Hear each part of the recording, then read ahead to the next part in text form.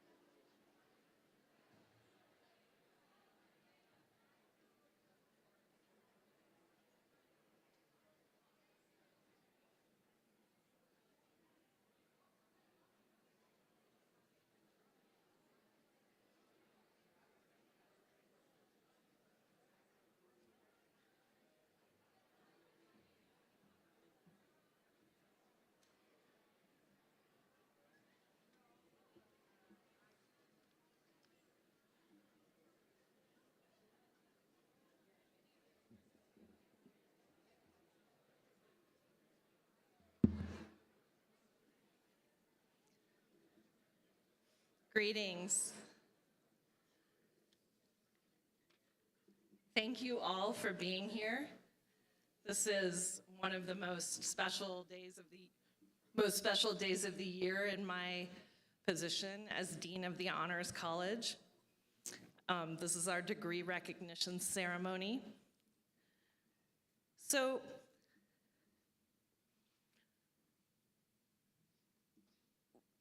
there's a writer I love. Her name is Anne Lamott. I'm hoping there's a picture of her momentarily. And she tells us that really there are only three prayers. And they are help, thanks, and wow. And those words capture a lot of what I want to say to all of you today. I'm going to experiment. I feel like I can't look at the people on this side of the room. So first off, wow. For what you've accomplished in your time here. You're in this room because you successfully completed both honors coursework, which asks you to go beyond your discipline, to be broad and interdisciplinary in your thinking. And you also completed an honors thesis, going deep into your field of study, diving down and doing something new, a new piece of scholarly or creative work. You, the collective you, have won research awards and research honors. You're 10% of the student body, but you're half of the superior research awards on campus. Some of you have published your work, you've published scientific articles, you've published creative fiction, and all around you are future engineers, scientists, novelists, poets, choreographers, artists, future lawyers, doctors, and public servants. But there's other achievements that make me even more proud to be a part of the honors community. And that's your leadership, your service, your daily demonstrations of thoughtful, nuanced, and deeply humane actions, the way you support one another, the way you're optimistic, and your commitments to making a better world. And that brings me to the second prayer. Thanks. First off, to you, to our honors students, for all those things that you've done and that you will do that make the world better, one action at a time. And I want to take a small detour here and say thank you to the honors staff who make this event possible. And in particular, I want to call out the work of Holly Edwards-Dalton.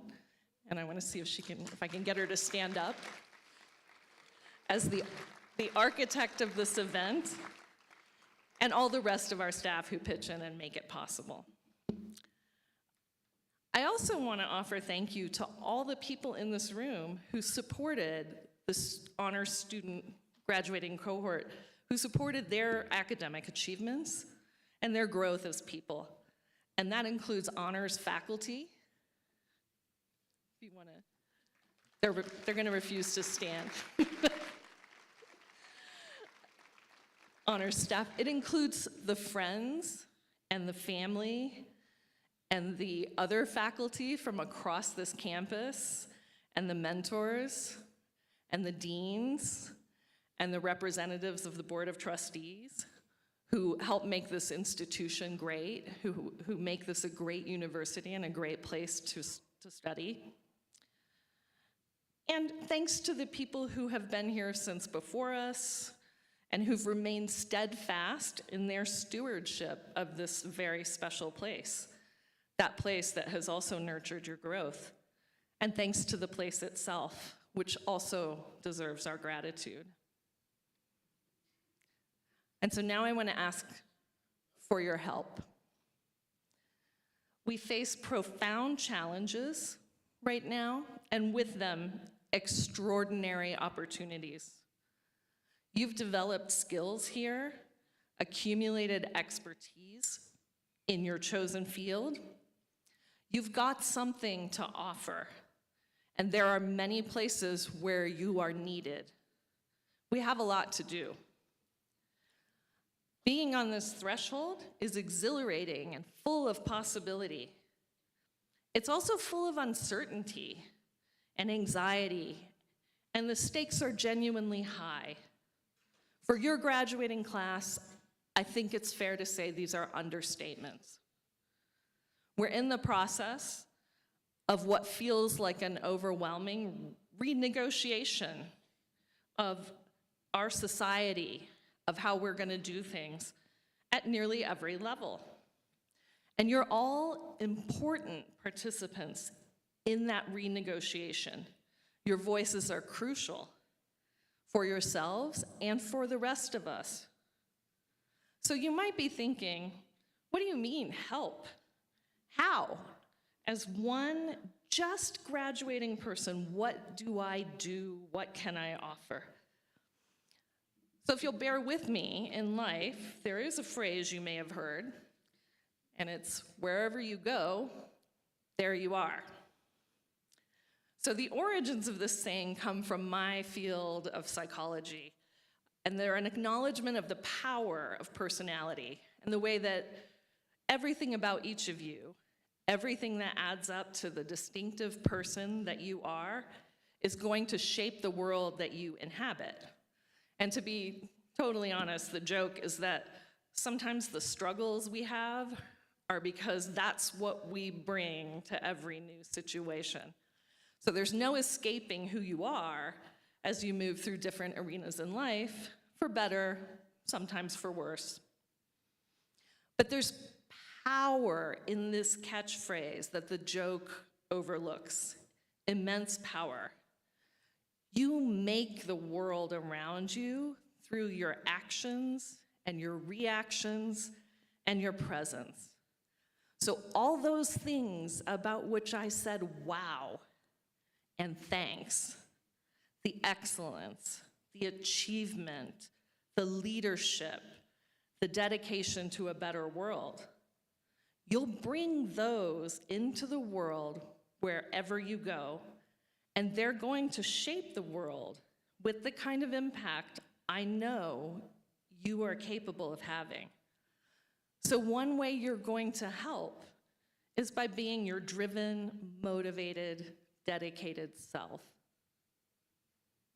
But in being where you are, in being present, you sometimes also see the next tiny step that makes sense. And that can help when things feel overwhelming. So I want to leave you with an image that has stayed with me for years now of a New Jersey congressperson, now I believe a senator, named Andy Kim. So this photograph was taken in the aftermath of January 6th efforts to stop the certification of the election. Congressional representatives across all parties felt, and some said, that they were deeply shaken by the events of that day. There were big unanswered questions about what would happen next in our country, how we were going to be together as citizens, and what the events meant for our collective future. So congressional representatives surely felt in that moment the burden of high expectations and of uncertainty about exactly what to do. And in that moment, Andy Kim was in the rotunda of the Capitol building, and it was littered with trash. And so he did the first obvious, helpful thing. He knelt down and he began to clean up the space. And that simple act of cleaning up amid chaos, uncertainty, and even fear wasn't only about the trash. It was an effort to reclaim the space in a way that showed care. It's a poignant reminder to me that sometimes when it's not clear how to solve a large and unanswered set of challenges, we can begin with doing a small, obvious, and helpful thing. One where we acknowledge where things are and we commit to the next steps towards a better world. So as you go out into the world beyond this university, I hope that you will be part of the big, uncertain, and maybe unsettling negotiations about our collective future, and that you'll bring your skills, education, and your honors values to bear as you participate. Wherever you go, there you will be, and all of us better for it. And when, as it surely will, things seem too big and too overwhelming, remember to look for the next small and useful thing. So help, and thanks, and wow.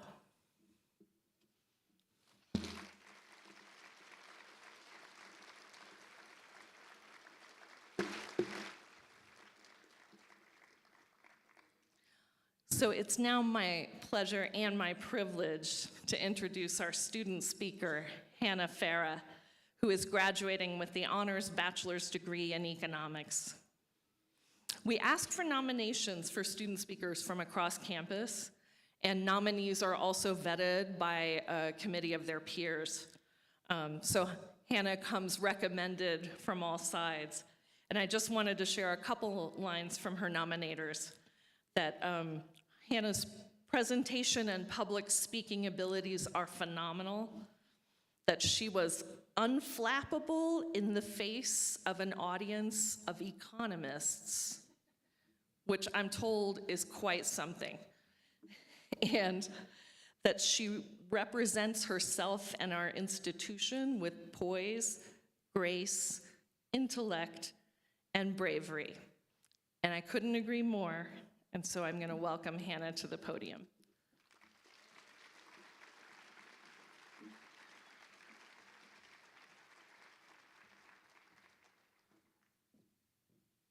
Good evening, everyone. Thank you so much for being here. All right, I think we're good.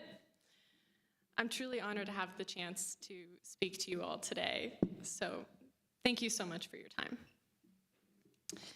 As I stand here before you, my thesis submitted and finals behind me, some just a few hours ago, I'm beginning to feel the full weight of what it means to be here today.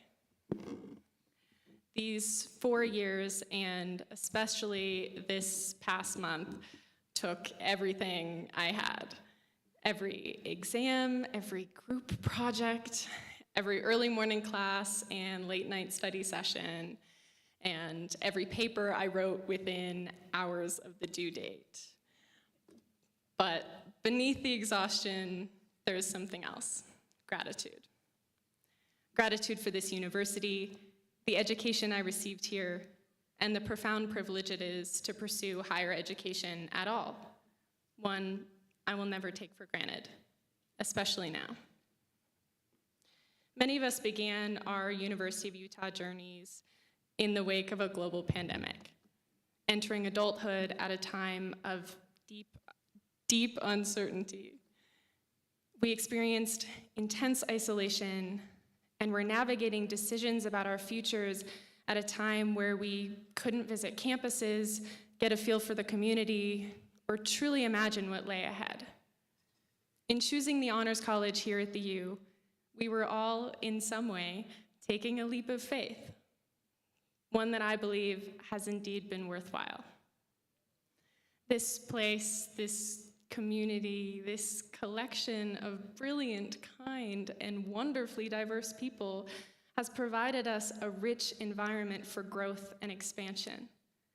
One where we could collaborate and learn alongside people whose interest in pursuing their education went beyond acquiring specific skills and knowledge, but who value learning for the sake of enriching their lives and becoming responsible global citizens.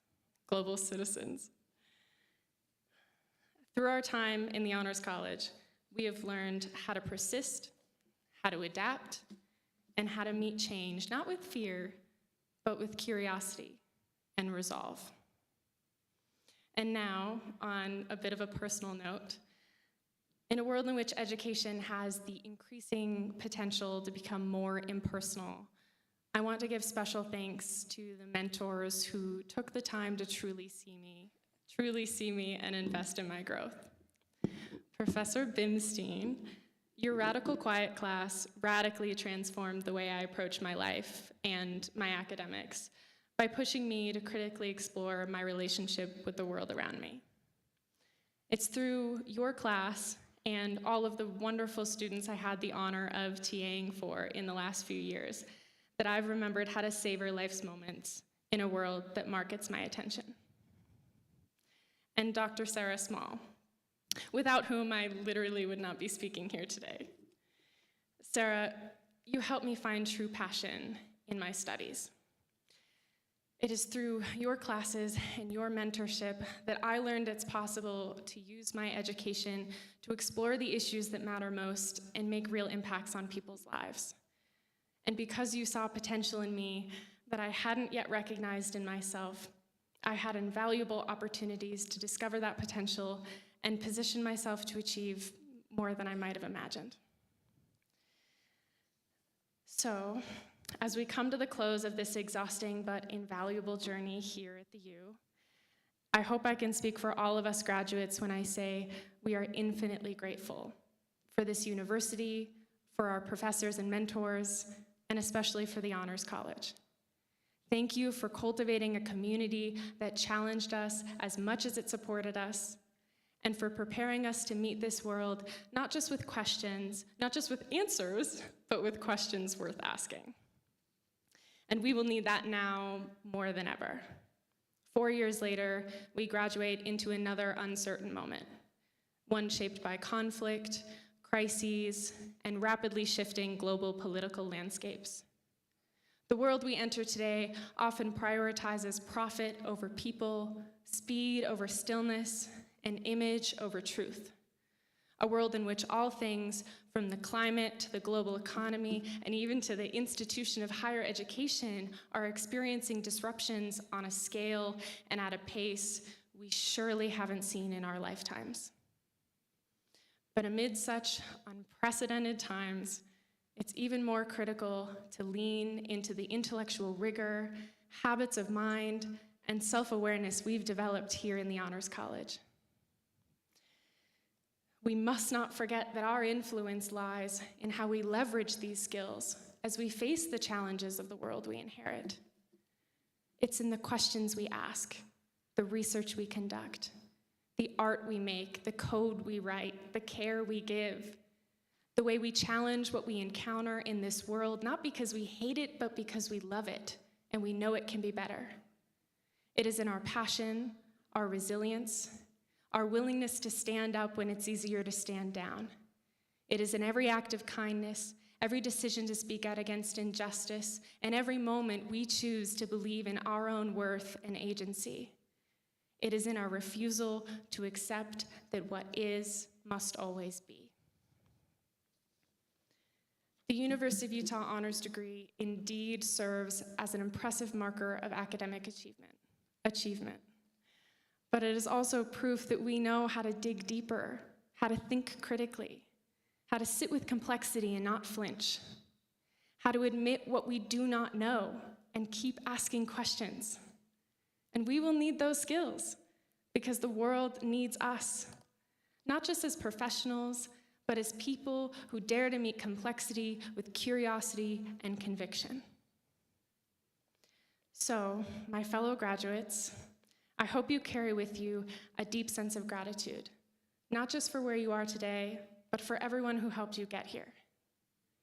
We began our journeys in an uncertain world, and despite finding ourselves graduating into another profoundly uncertain moment, we are ready. Ready because of what we've learned here, not just in textbooks, but in community. Because the Honors College not only taught us to think critically, but to care deeply. It reminded us that uncertainty is not something to fear, but to engage with. So as we leave this chapter behind, I hope we will meet whatever is next, not with fear, but with curiosity and resolve. Thank you so much. Congratulations.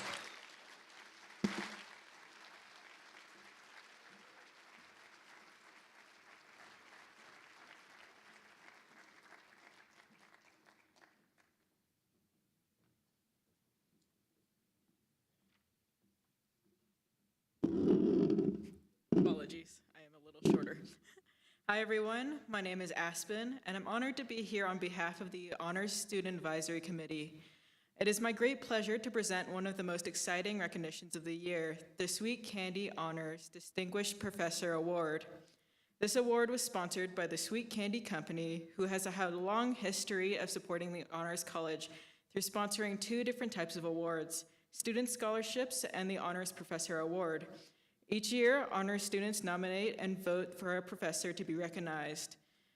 This award allows our students to show their appreciation to the professor they have had a significant difference in their lives. In honors, it has become tradition for the recipient in the Honors Professorship Award to be invited to speak at the honors graduation banquet of the following year.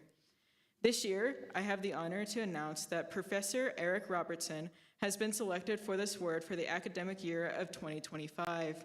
He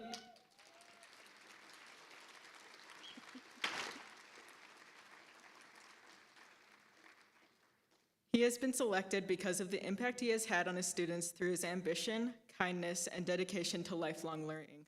Could Eric Robertson please stand and have another round of applause for Eric Robertson?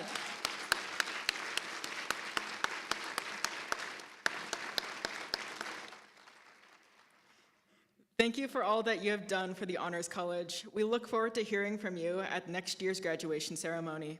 Now we'll be introducing Dr. Melissa Watt, who has previously won this award in 2024, who has been actively involved in improving the Honors College through student mentorship, project collaborations focused on global health, and has led the Honors Integrated Minor in Health. Please have another round of applause for Dr. Melissa Watt.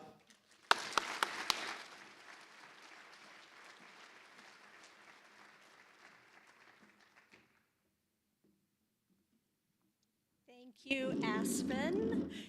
And a big thank you to the Sweet Candy family for their generous support to the Honors College. It is an absolute privilege to be able to teach in the Honors College. And I think hearing from Hannah, you get a sense of the types of students that we get to teach and mentor and honestly learn from and grow with side by side. So for me, this award is particularly special because it is selected by students. So to the students, I say thank you for this honor.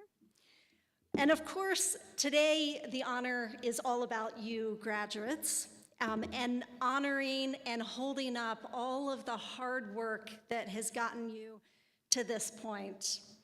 And what a joy to be gathered with family and friends who have been with you along this journey. So today, I want to spend my time to talk to you about travel. Travel is something that's very special to me, and I imagine it's special to many of you as well. So if you are a student in this room and you like travel, raise your hand. Okay, I think we know who all the students are. So I want you to think for a moment, why? Why do you like to travel? I believe that we are drawn to travel not just for escape or pleasure, but because it offers this rare chance to see ourselves and to see the world differently. Travel interrupts this routine that we're always in. It lifts us out of the familiar and into a heightened sense of awareness where our senses are sharper and our curiosity is ignited. At its best, travel isn't just about going somewhere new, it's about becoming someone new.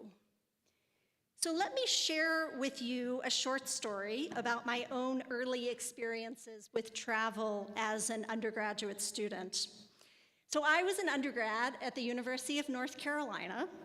I studied African Studies and Public Policy, and I received a scholarship to study abroad in Ghana through the School for International Training. As per the School for International Training, their kind of curriculum per se, on the second day in country, They take every student and drop them off in a different part of town with a bottle of water and $2 in their pockets. And we were told to spend the day observing, learning, and to somehow find our way back before sunset. And this was long before the days of cell phones and GPS. That day has stayed with me for over 30 years. I can remember vividly the goats eating trash by the side of the road, the women who had their tomatoes perfectly formed in these pyramids on their tables, and the men who walked together hand in friendship. On that day, a stranger invited me into their house, and I got to look at their precious photo album and drink tea with them. And I went to a school that had no walls, and these children there greeted you as they often greet foreigners. They say, "Hello, ma'am, how are you? We are fine, thank you." And this was the extent of their very limited English, these young children. So this one single day of travel really blew my mind. It didn't just spark a love of exploring new places, but it shaped the way I move through the world and how I choose to engage with it. Travel teaches us lessons that I believe are essential in life. First, travel teaches us to embrace the unknown and to choose curiosity over certainty. Students who enter the Honors College, much like me, are usually planners. You like maps and goals and road markers and to-do lists that you get to check off very neatly to feel a sense of productivity. But what you are probably learning, as I am still learning, is that as you move throughout life, some of the most powerful growth happens when you wander, explore, and discover things that you didn't expect. Second, travel pushes us out of our comfort zones. Growth rarely happens when everything goes perfectly. It's the wrong turns, the mistakes, the awkward conversations that build resilience, humility, and flexibility. And third, travel builds empathy. To travel is to step into other people's lives, to listen, observe, and imagine the world through their eyes. It reminds us that our way is not the only way, and that every person has a story worth hearing. So why am I choosing to talk to you about travel today on graduation? I absolutely hope that all of you get the chance to strap on a backpack, grab a passport, and set off into great unknowns. But even more than that, I hope you move through life with the mindset of a traveler, curious, open-minded, growth-oriented, and deeply empathetic. And I think as Honors College students, and as Hannah really spoke to already, that you have cultivated that mindset. In fact, we could put up a sign in front of the Honors College that says, "This is where travelers are grown." So think about your IT courses. So for parents in this room, IT stands for Intellectual Traditions, which are the backbone of the honors curriculum. These classes have asked you to wrestle with big questions. Questions about humanity, justice, identity, and meaning through deep engagement with primary text. Much like travel, IT courses have had you ask questions instead of seeking easy answers, to sit with complexity, to listen to other voices, and to see the world and yourselves differently. They have given you the opportunity to be a traveler through the exploration of new ideas. Many of you have also had the opportunity to physically travel with honors. Students in this room have traveled with honors to Korea, South Africa, Mexico, Peru, Kenya, Ghana, the United Kingdom, and Argentina. These experiences have deepened your understanding of other people and places, but just as importantly, of yourselves and of your place in the world. But you don't need to leave the country to travel to new communities.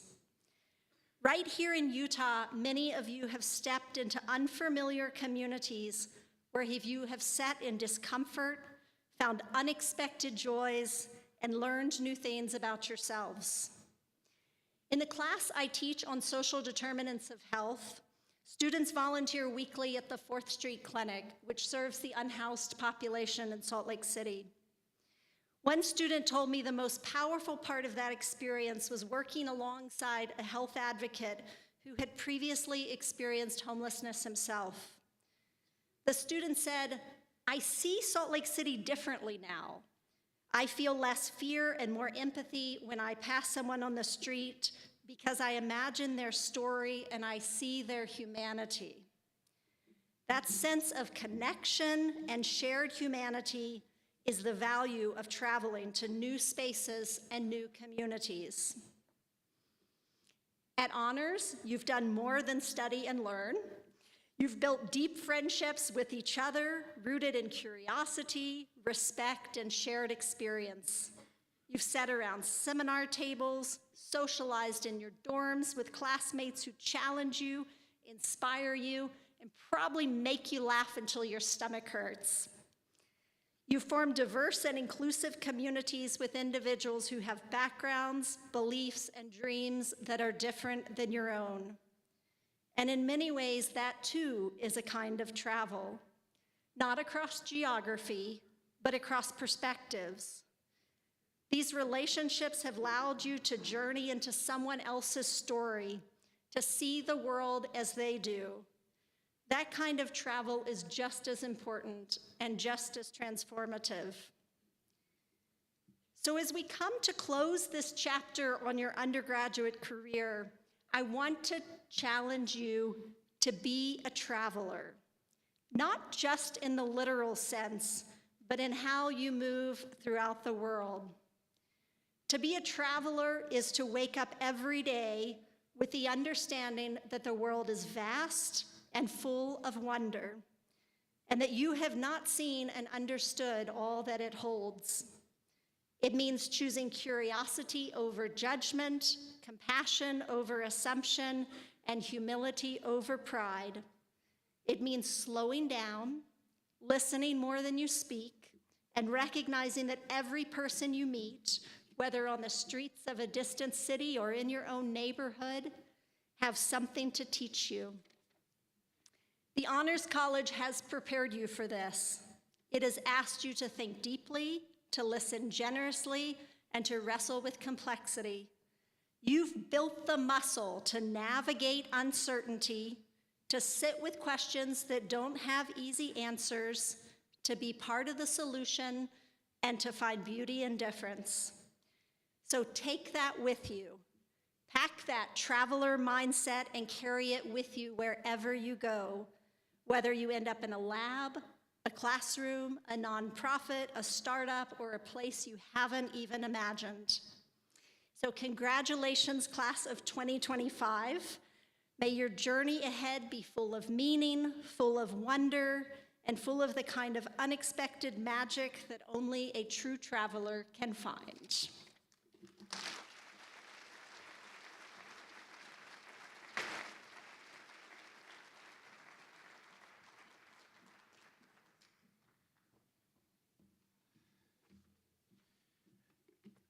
Hello, everybody. I'll try not to move my head too much. That seems to be leading to some of the microphone problem. But my name is Shane Wallace, and I am a librarian at Marriott Library, and specifically, I am the liaison for the Honors College, as well as some other bodies on campus. So I've seen many of you in class, and I'll hope to see any of you who aren't graduating today in future classes. But it's definitely an honor to be here. And I will just say, Anytime I'm in an environment like this, there's an extreme danger of me getting very extemporaneous, and I'm going to try to not do that and be disciplined to respect your time. So I'll be reading a lot. I am here to present the 2025 Allison Regan Library Thesis Awards. Special greetings to those of you who submitted your theses for nomination, and especially to the winners who are with us today. The quality of the submissions continues to be of the highest order, and we congratulate all of you, whether or not you submitted your thesis for consideration, on your amazing work. It's a true privilege to be here today, and I mean this is a small tangent, but I mean this from the bottom of my heart, that I evaluate tons of theses every year, but even the ones that I come across that have not been submitted are always of an extremely high quality. So really, anyone who's completed a thesis definitely should feel proud of themselves. So this is the 18th year of these awards. I'd like to take a brief moment to honor the memory of Allison Regan, who was a librarian here at the university whose vision and passion first created the Library Thesis Awards. In presenting these awards, we continue her mission of supporting and acknowledging student success. In the awards process, honors faculty nominate students whose work met the criteria for academic excellence. Students are always also encouraged to self-nominate as well. The nominated theses are then reviewed by a committee of faculty librarians. The Marriott Library and the Honors College thank the committee for its work and the faculty who nominated these excellent student research projects. So this year I had 10 librarians assist with the evaluation and 2 other outside faculty members when we needed a little bit of particular expertise. So this year, the Allison Regan Library Thesis Award winner in the Humanities Fine Arts category goes to Max Lepore for his thesis, An Analysis of Social Class Representation in America. Max, come on up.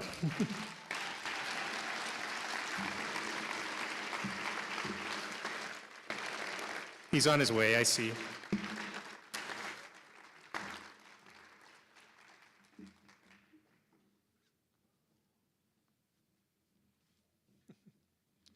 So now you have to stand here and be embarrassed for a second while I say nice things about you.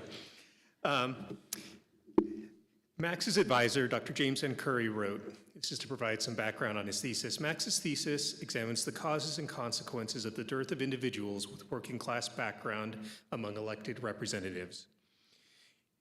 Simply put, most of our lawmakers are quite wealthy and worked in high-paying white-collar professions before their election. So Dr. Curry said, I am writing to provide, and this language here was very telling, my strongest possible recommendation for Max Lepore to win this award. I will put this as plainly as I can. Max produced the best honors thesis I have read during my 13 years at the University of Utah.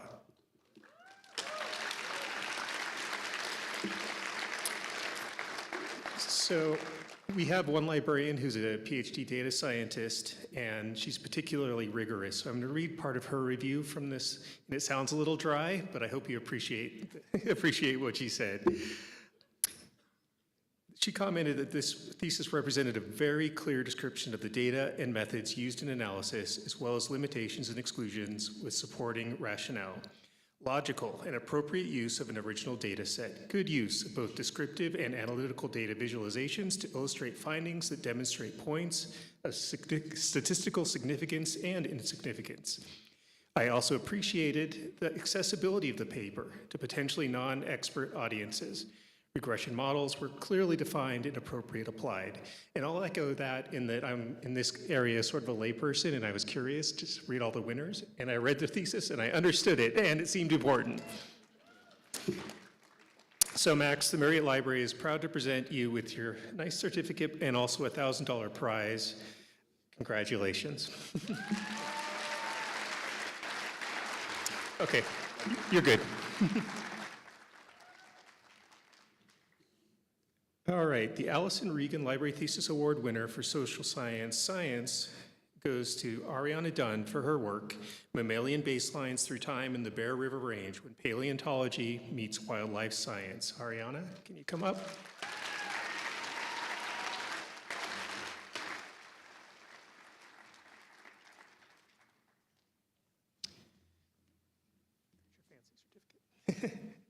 All right. So, Ariana, your advisor, Dr. Cole, said her research incorporates novel quantitative approaches to assess the impacts of anthropogenic climate change on animal species occurrence in Utah's alpine ecosystems, which has implications for contemporary wildlife management and environmental restoration projects. Ariana developed a novel and, of high importance to me anyway, interdisciplinary approach, integrating the expertise of multiple labs on campus to study the long-term impacts of climate change on animal communities, which has, again, implications for current wildlife management, conservation, and ecological restoration. One of our reviewers just said in summary, this is excellent interdisciplinary work, represents how scientific scholarship should work, collaborative, innovative, and most of all, important. Ariana, the Marriott Library presents you with a $1,000 prize along with the nifty certificate. Thank you very much.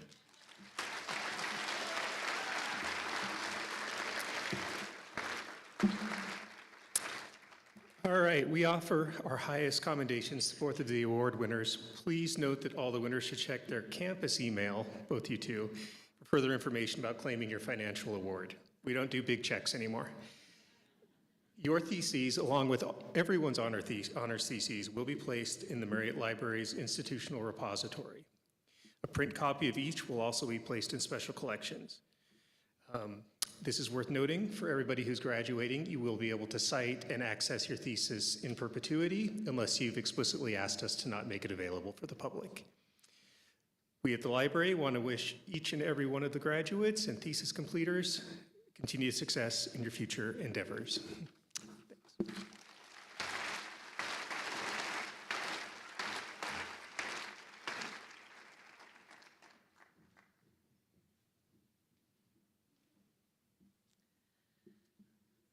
So at this time, we're going to begin to recognize our graduates by name. I'm going to need students to look to Holly, and we're going to have you come over here and line up roughly in groups by college. We'll call names within college. So we'll give you all a minute to get over there.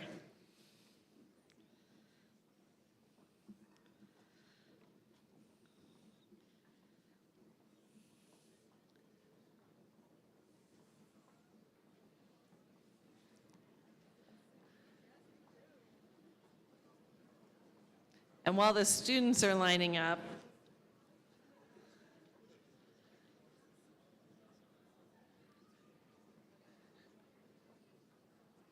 we're going to be welcoming a representative from each college to the stage as their degree holders are recognized to help award the honors medallion to their graduates.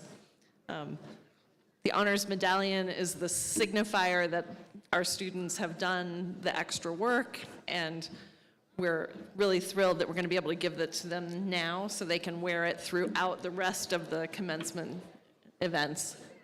What? Yeah. Okay.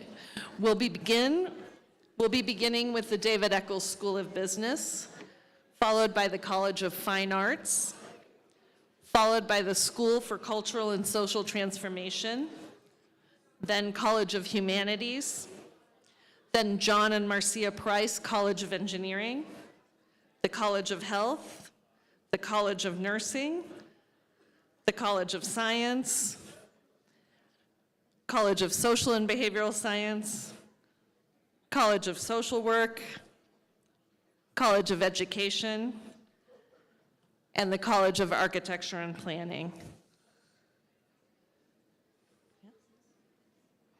Yeah, I'll call you by, I'll introduce you. I'm looking for a signal.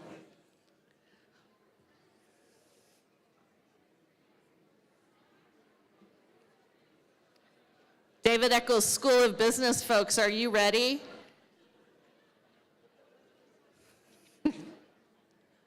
So handing out medallions for the David Eccles School of Business is Kathy Rank, Director of Student Services.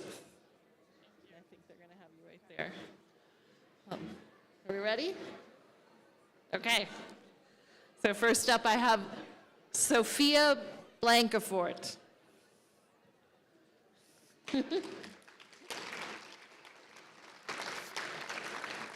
Fisher Bradley. Patrick Alexander Grant.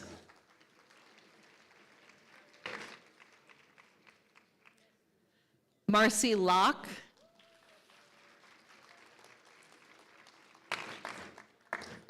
JJ Malouf.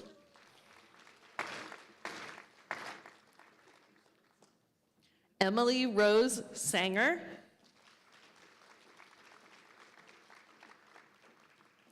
Arushi Verma.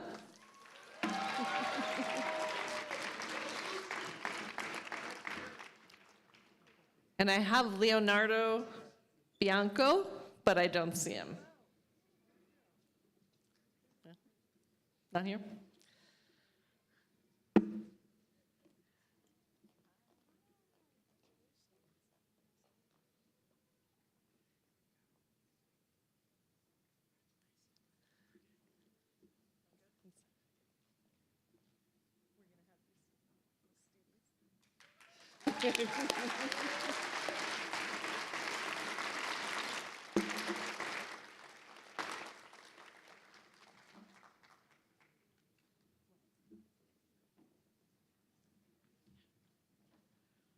So next up, we have the College of Fine Arts, and Associate Dean Liz Leckie will be giving medallions. I'd like to welcome Dylan Hall.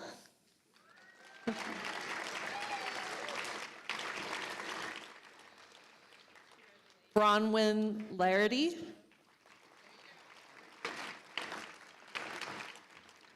Sally Logue.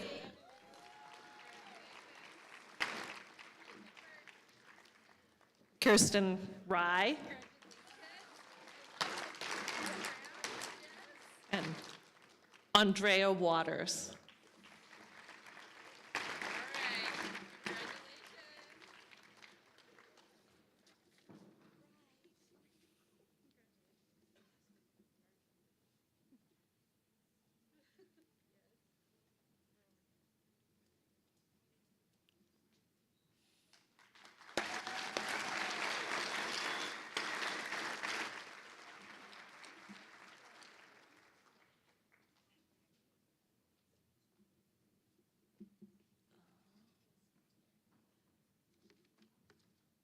I don't have a piece of paper. Oh, here we go.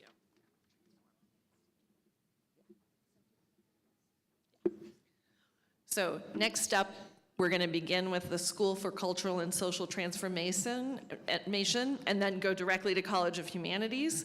And I'd like to invite Dean Wanda Pillow to the stage.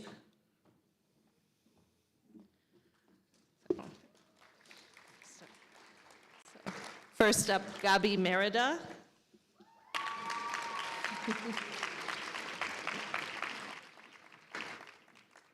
Mia Strunk.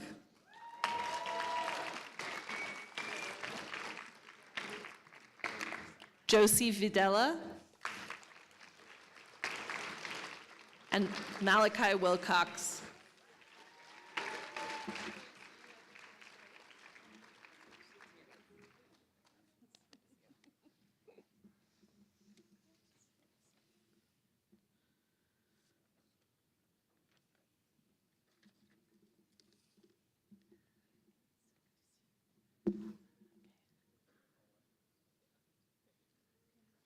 And while Dean Pillow's doing a photo op, we're going to get ready for the College of Humanities.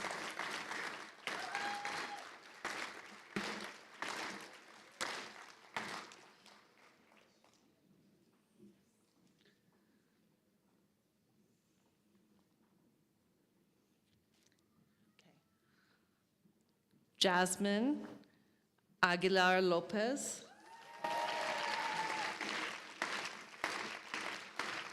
William Biederbeid.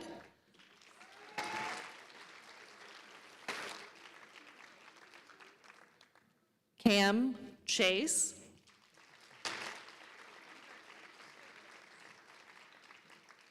Adam Cook.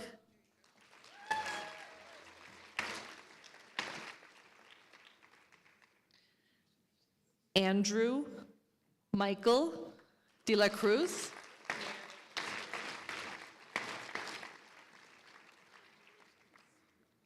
Audrey Glendy.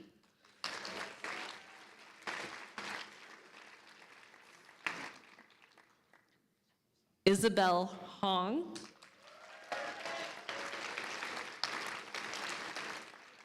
Wen Lee.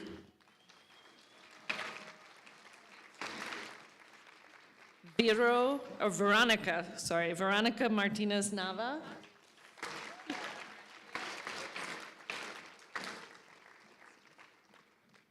Eliana Massey.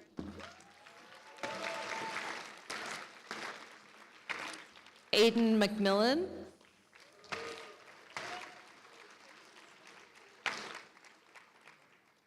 Ashton Pelly. Thanks for the letter.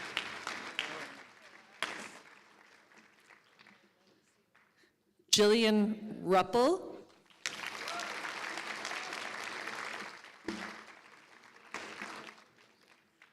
Katie Saniel.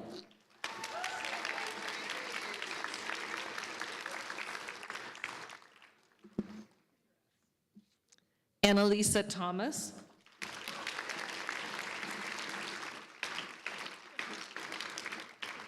Sam Twellmeyer.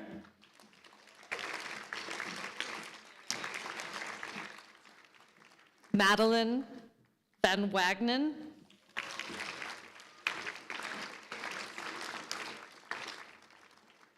And Allie Woodward.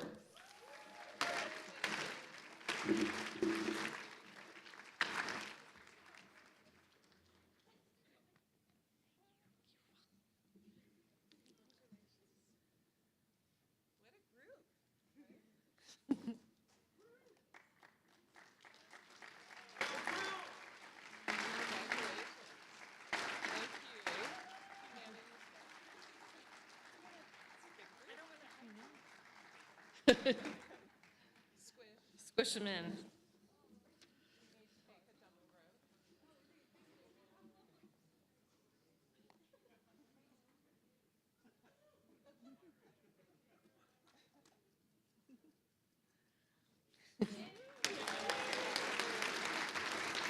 So for the John and Marcia Price College of Engineering, I'd like to invite Associate Dean Sneha Kasera to the stage.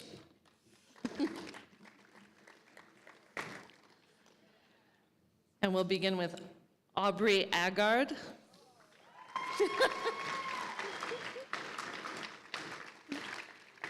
Andrew Bergenthal. Ethan Bowles.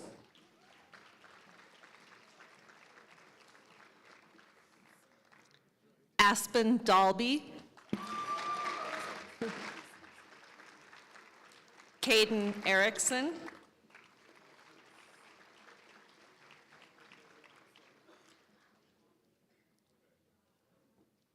Abigail Kate Kendall.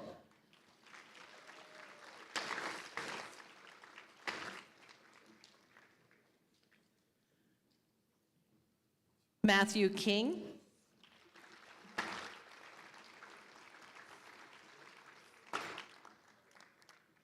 Angela Layton.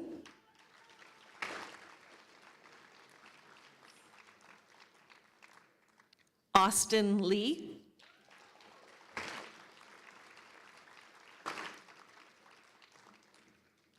Stefan Mata.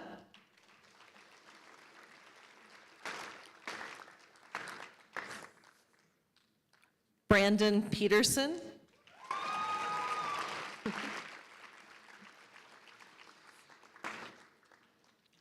Dhruv Rachakanda.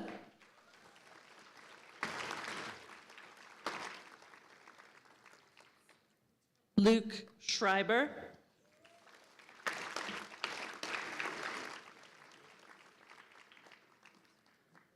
Jack Severson.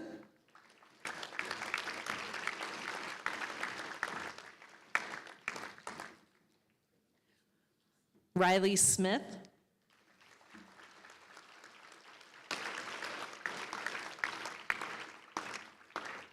Jesse Taubert.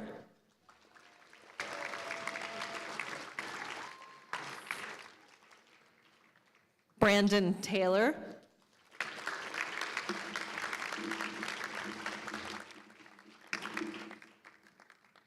Kyle Harshany.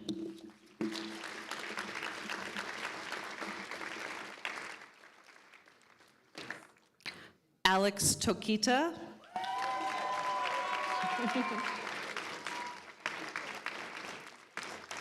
Andrew David Tolton.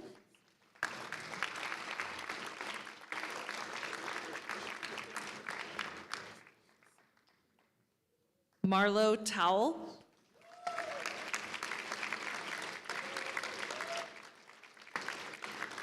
Nicholas James Wattups.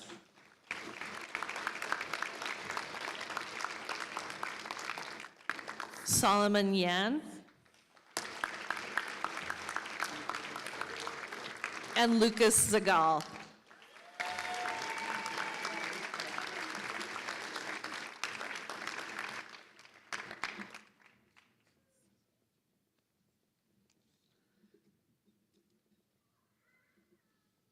I know they're going to want you to scoot in.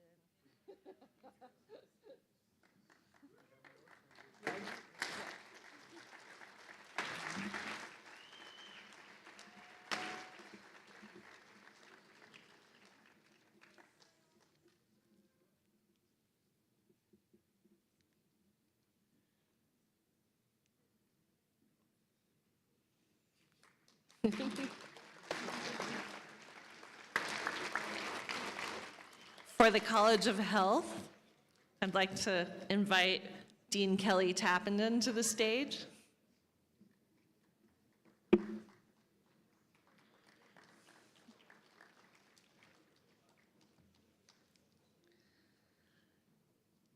Ivan Daniel Delgado.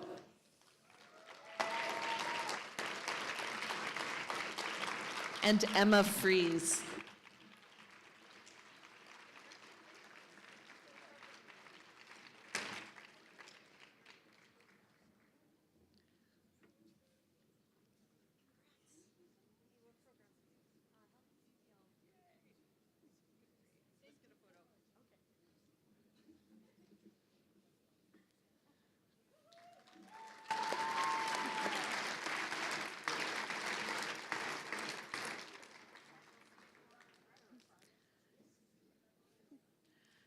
Now for the College of Nursing, I'd like to invite my colleague Marla DeJong, Dean of the College of Nursing, up.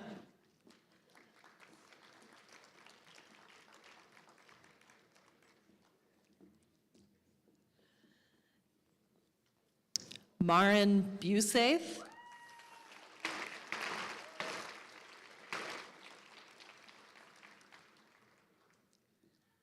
And Sophia Flowers.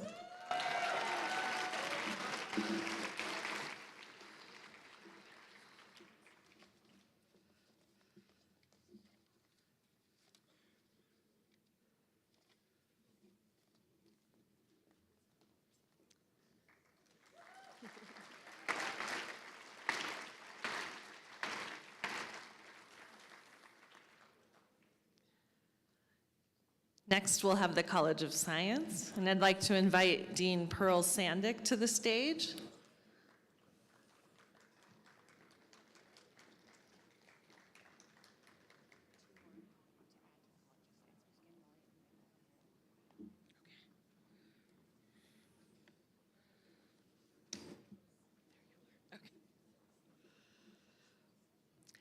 Sahana Balaji.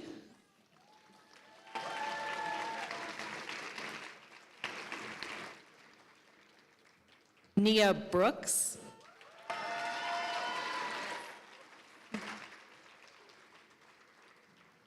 Mason Burden.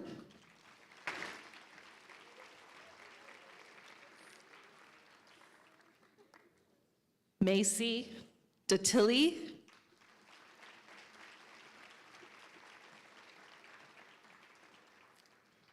Parker Guzman.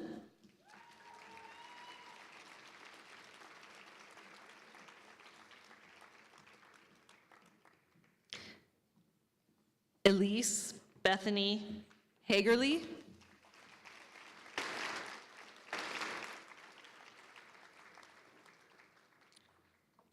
RJ Linnell.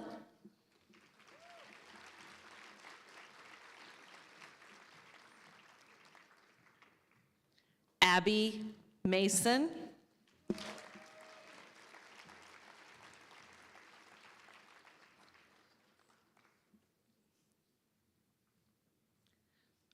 Juliana Mates.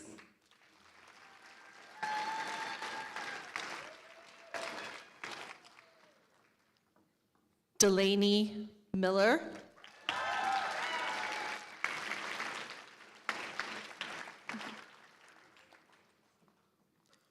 Rachel Muhlstein.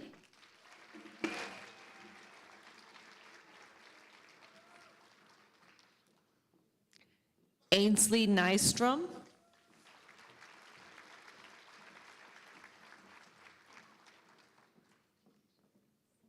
Micaela Agustino Olivares.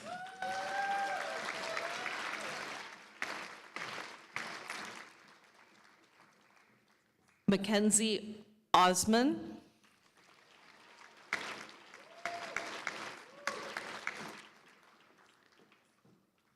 Beth Pendergast.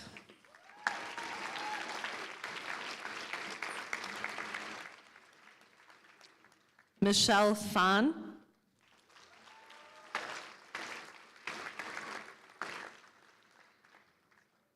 Olivia Rains.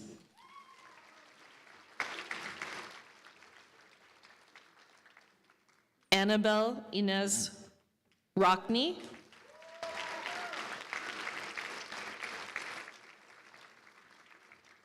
Michael Romero.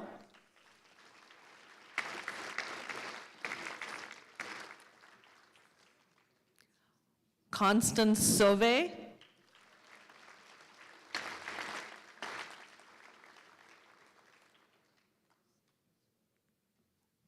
Jonas Simmons.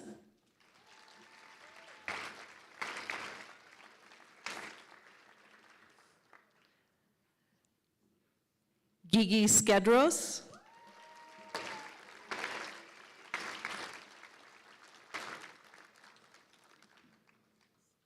Jacob Sussman.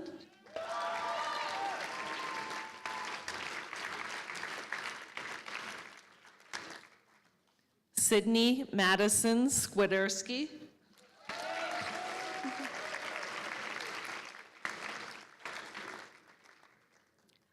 Caitlin Tweed.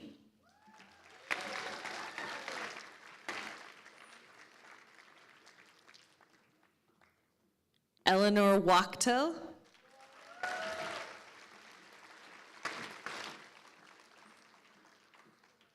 Muskan Walia.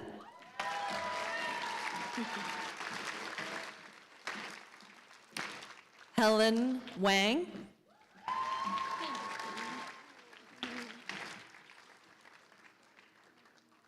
And Ethan Light.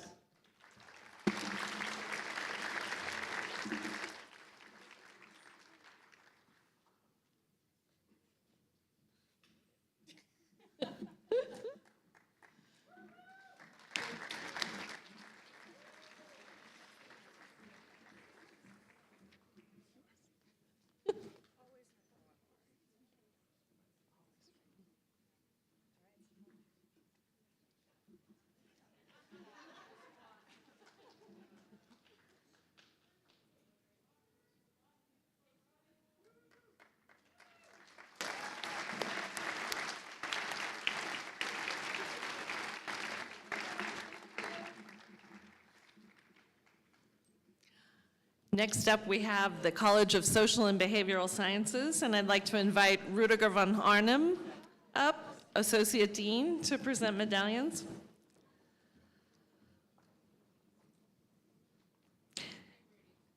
Hiba Alhamdani, Nehal Bakshi,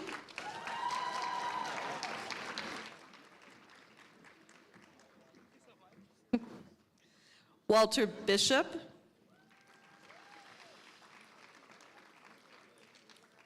Matilda Jadwiga Blaschalk,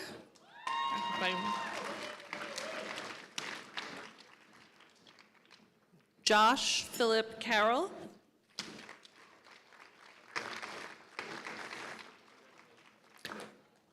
Holden Cheney,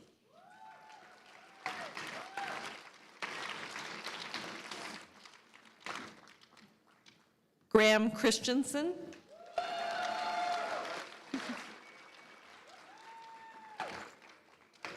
Jessica Davis,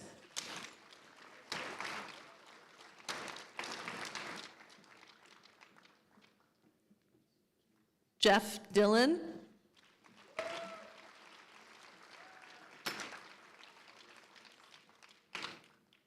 Alta Fairborn,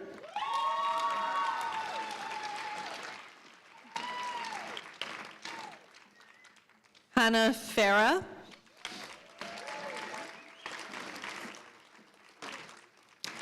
Naira Green,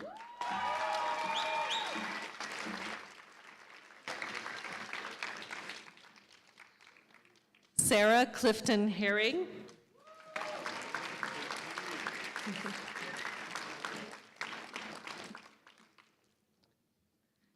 Naomi Hill,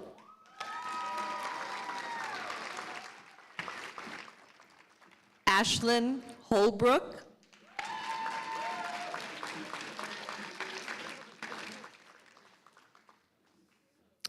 Alejandra Huerta Hernandez,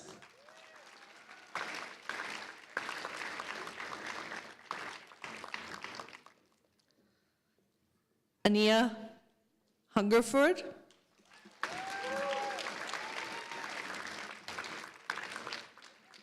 Asher Ireland,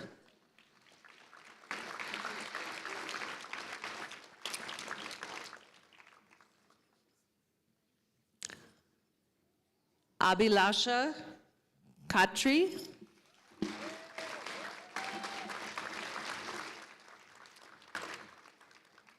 Owen Kopp,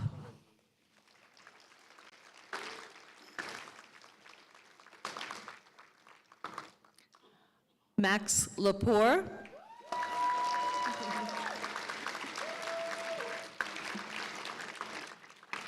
Griffin Light,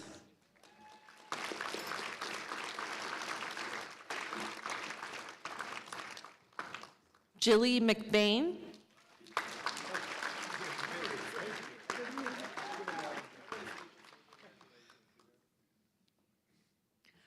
Jessica Moscoso,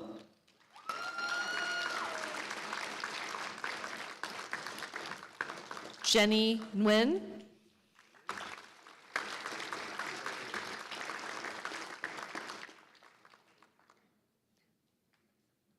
Jacob Ryan Oler,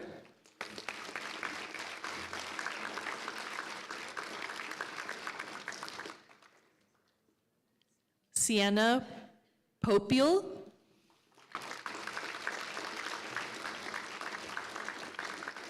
Ellie Powell,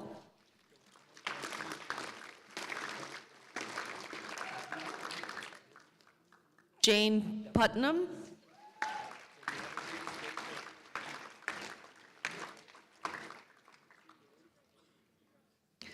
Dia Rao,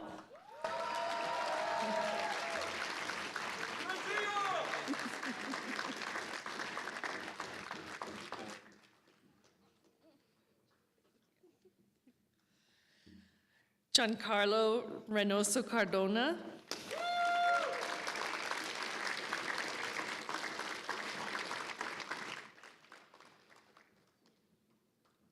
Kiana Rossiter,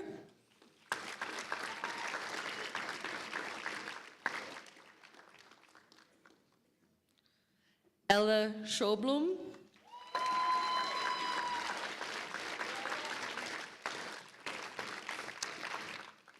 Maya Upton.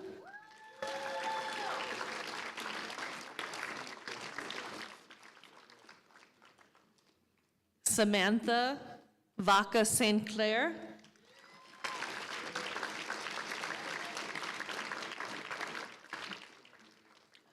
Will Watchhorst.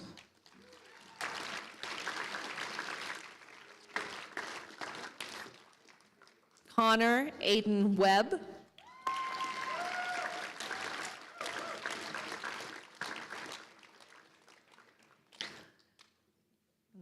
Micah Wiedemeyer.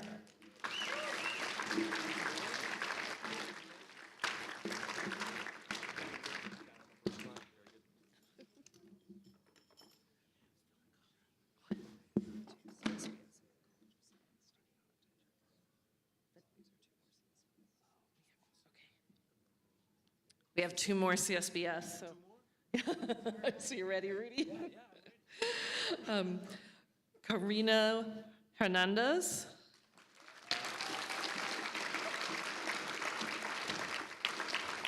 And Zach Silva.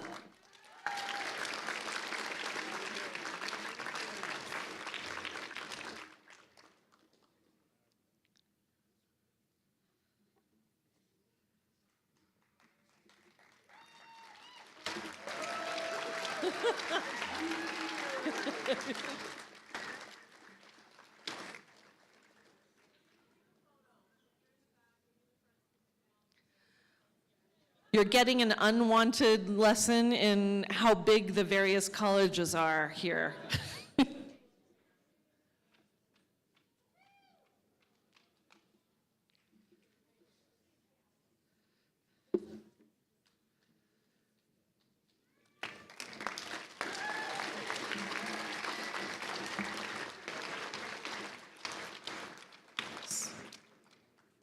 So we have, last up, I'm going to invite Dean Philip Osteen up to grant a medallion to College of Social Work graduate Emily Marie Moss.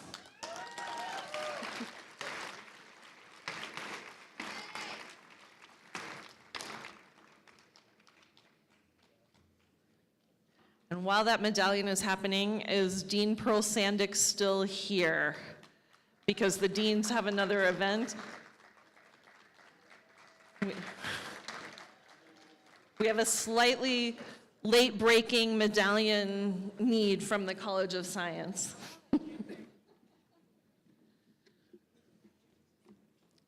So last but absolutely not least, I want to honor Lydia Hall, honors bachelor's from the College of Science.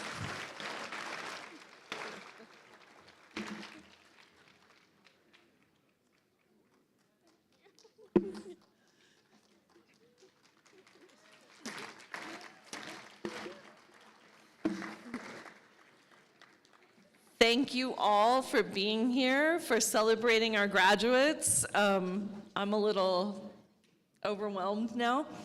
I think there's still a little bit of food, but this concludes the formal part of our ceremony. So shake some hands and hug some people and enjoy a little food. And thank you for being here.